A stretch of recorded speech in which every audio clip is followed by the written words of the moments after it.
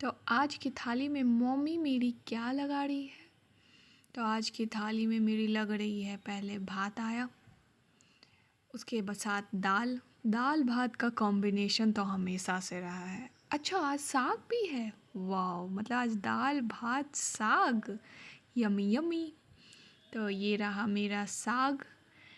तो साग भी तैयार है।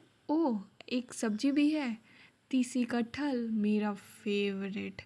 कटहल के सीज़न में तीसी कटहल, और कटहल का सीज़न ना रहे तो तीसी कद्दू, लेकिन तीसी कंपलसरी है, इसका टेस्ट एकदम मज़ा देता है। उसके साथ साथ ये कुच्चा वाला अचार है जो मम्मी ने घर पे ही बनाया है, मस्त एकदम। लहसुन का है, इसमें आम का है, और भी मिक्स किया है मम्मी ने।